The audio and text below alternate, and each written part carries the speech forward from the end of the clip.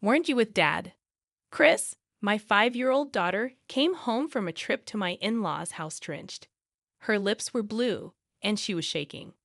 I left her with my husband, Andrew, so why did she come home by herself? I called Andrew out of shock, but his tone was the same as always. He said, I didn't bring Chris along. I didn't understand what he meant. I didn't know it, but this remark was hiding the craziest secret. My name is So Moore, and I'm 32 years old. The little girl in front of me is Chris, who is 5 years old. When we first got married, we were very close. I remember how happy we were to hug each other when I told him I was pregnant. I went back to work a year after giving birth and was happy with my life. But at some point, our happy life changed. Housework is the wife's job. Even though my wife and I used to do things like housework and cleaning together, 2 years ago, Andrew all of a sudden started giving me all of the housework. But I work too, and I need your help, I said. My friend says that even if both of them work, their wives do all the housework. He replied, you should clean up more, and threw a ragged mop at my face. From then on, he was always saying bad things about the way I cleaned. He would often say to that person, you should take a leaf out of her book. That was Marion Kirk, who works as a maid for his parents. Andrew's dad ran a business and lived in a fancy house. Andrew also worked for him. Chris was also old enough that she couldn't be left alone, but Andrew didn't do much to help with parenting. Hey, what do you think Chris would like for her birthday present? I showed him a toy catalog in the living room late at night, after our daughter had gone to bed, but he only looked at the cover briefly before putting it down. Why do we have to think about things that are so unpleasant? She's our daughter, I told her. Aren't you a little cold? It's a waste of money because kids get bored so quickly, he said. I'm not spending a dime on it. Andrew yelled as he stormed off to his room with the catalog in his hands. I thought he was refusing our daughter, so I wanted to talk to him about it. But Chris woke up and said, Mommy, I need to go to the toilet. This meant that the birthday present talk had to be put on hold. We never found a good time to talk again, and I ended up spending my own money on something a toy shop worker suggested. I'll tell Chris it's a present from both Mom and Dad, I chose. I couldn't describe how I felt as I watched her happily tear the packing paper. At the same time, Andrew started spending a lot of money on himself that he wasn't making. It's for socializing for work, he told me. The fact that hundreds of dollars were being spent every week, though, made me worry about what he was doing. Hey, is it really just a work party? I wanted to know. What? You don't believe me? It's not that. I just think you might be spending too much, I told her. I'm going to be the president of the company one day. I'll pay it all back then, so don't be so petty, Andrew said. He wouldn't listen and kept using the credit card, which put our money in danger since I wasn't making any money. I started to get mad at my husband because of this. But because Andrew and I came from different places, I couldn't fully blame him. Because his mom was a stay-at-home mom, he thinks cleaning is something only women do. Since my husband is the hair, he may be going through things I can't even imagine. I chose to be patient until he realized that women work too. I promised to help him as much as I could until he becomes a great CEO like his dad and is more at ease with his life. After some time, it was a Sunday in the middle of March. Yesterday was my mother-in-law's birthday, and every year we celebrated at my in-laws' house. Their house is just down the road from ours, about a 15-minute walk at an adult's pace. It might take more than twice as long with Chris, though, because she always wants to stop at the park on the way. Also, staying the night before these kinds of important events have become the norm. I can't wait to see Grandpa and Grandma. Chris loved going to see them every time. But I had to go to work on the Saturday before my mother-in-law's birthday, right as we were getting ready to leave with our bags from my in-laws' house. Mommy's got to work. Should we go to Grandma's house tomorrow? Chris was always a pleasure to be around because he was so mature for his age. I did feel bad, though, about making my in-laws take care of a kindergartner. No, I want to go, Chris said. She was ready to go and had her favorite toys packed in her backpack. If we stay, what should we do? Should I take care of her? Let's go to my dad's house by ourselves then. But it's okay, I'll talk to them, he said, picking up the phone and calling my in-laws before I could answer. He began to describe our situation. I took Andrew's phone to at least thank my in-laws because I wanted to. I said, "I'm sorry I forced Chris on you. We're family. There's no need for formalities." "Thank you." That's right, I thought to myself. With the maid and Andrew with her, there's not much to worry about. My husband still doesn't want to help with childcare, but I held my cool and didn't let that show. They finally left our house in the afternoon, and I chose to finish my work and visit my in-laws the next day. I'm off. I quickly grabbed my work bag and got ready to go to the office. There wasn't a cloud in the sky at that time. But as time went on, the weather got worse, and by evening, it was pouring down rain. It's cold, as if to tell the future. After getting home early from work, I stayed up until 6 p.m. to rest. I was in the middle of getting ready for a relaxing bath when the doorbell at the front door rang. I was shocked to see Chris, who was drenched. "Chris, weren't you supposed to go to Grandma's house with Dad?" Chris was shaking because it was so cold. Her lips turned blue, and when I held her hands, they were as cold as ice. She said in a shaking voice, "I couldn't get into the house because I didn't have the keys." But I couldn't understand what was going on. I chose to let her take a bath first, though, because she looked so tired. In the meantime, I called Andrew to let him know what was going on. I asked, "What's going on here?" "I forgot to bring her to my dad's house," he said. "What? I believed you were looking after her." "How could I know? She left on her own." Our daughter started crying out loud on the way to my in-laws, saying she didn't want to go unless Mommy was with her. Even though my husband tried to calm her down, she refused to listen and went back home by herself. However, since it's a straightforward route to our house and she has walked it several times before, I thought she would be fine alone, so she headed to my in-laws' place on her own. "I thought you'd be busy with work, so I didn't contact you." "Wait a minute, didn't you say you were heading to your parents' house right after lunch?" "That was at 6:30 p.m. Chris shouldn't have been on her way to visit my in-laws at that time. Now that I think about it. I had some errands to take care of. It got late because I was wrapping those up." Still, I couldn't stand the fact that he let our daughter come home alone while she was drenched. "Why didn't you at least give her an umbrella?" I tried to, but she said she didn't need it and ran off. But before I could say anything, Andrew, who had been pretty calm up until then, became angry. "You fuss too much. It's all your fault. Why is she such a bad child?" "She is not spoiled at all, no matter how I raise our daughter." Hearing that from my husband, who never paid attention to our daughter, made me so mad that I had to raise my voice. However, he refused to take responsibility for what he did. He finished the call by saying, "She is safe, so there's no problem," and then hung up by himself. When I tried to call him back, it looked like he had turned off his phone, and my in-law's number was set to message. I thought the only thing left to do was talk to her at this point.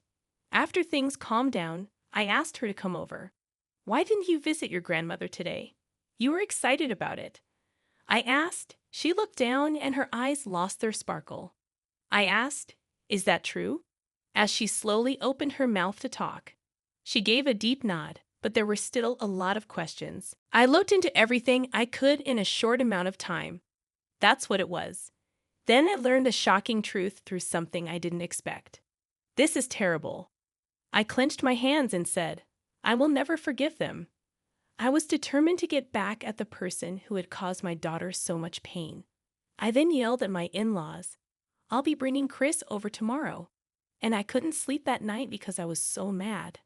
I went to my in-laws' house the next day. Even the cleaner hadn't come yet. At 8 a.m., my daughter was playing in a room upstairs. So I went to the living room on the first floor, where my husband was still sleeping and snoring.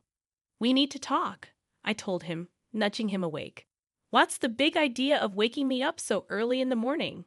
He was upset. Hey, why do Mom and Dad look so scary? Just sit down. Today is my mother-in-law's birthday, so I really did not want to set up this meeting in the first place. But my mother-in-law thought something wasn't right over the phone, and said it would be better to talk about important things right away instead of later. I need you to do it quickly. He was initially complaining a lot, but after receiving a reprimand from his father, who is also the CEO of the company he works for, he reluctantly followed instructions. Hey, why did she come back yesterday so wet? Did I not tell you that she started to fuss and say she wanted to go back halfway through? Then what is this supposed to be? On the big screen of the TV, I showed a certain movie. What is this? He looked shocked, and he had good reason to be. The screen showed him and Marion, the maid, hugging each other tightly in the living room of my in-laws' house, as if they were in love. When did you film this? This was really filmed with a toy camera I got her for her birthday. Andrew and the maid must not have known they were being watched because the camera was small and looked like a toy. Chris didn't really know how to use the camera, and she didn't seem to know that she was filming them. When I found this video while investigating, I was really shocked. The two in the video paid no attention to the lens. You said you came here in the evening, but you actually left the house right after lunch, didn't you? Well, that's because. And you planned to hang out with her while your parents were away. I can't believe the housekeeper slept with you. My in-laws were at the department store when they got to my in-laws' house because the birthday present they had ordered was being brought. I had already confirmed this detail over the phone with them. So you told her to play near the park because she was in the way, and then you locked her out? Who told you that, Chris? She said she couldn't get into the house because she didn't have the keys, but I didn't understand what she meant, I asked. She said he didn't answer the knock, and he was told she walked to the park, but no one came to get her, and it began to rain, which made things even worse. She did what after I told him not to tell anyone? He made a face and clicked his tongue. The park and our house are very close, and she was able to see the lights on at home and figured I had come back. How could you do such a thing while our daughter was around? Before my husband kicked her out of the house, it looked like my daughter was really into hitting the camera buttons. She didn't seem to see her father having an affair, which was the only good thing about the circumstances. He put his hands together and said, "This was a one-time mistake. I'm sorry. But I had one more trick up my sleeve." Oh, then how do you explain this? I threw a bunch of love letters on the table. They seemed to be from Andrew to Marion. You went through my room without permission.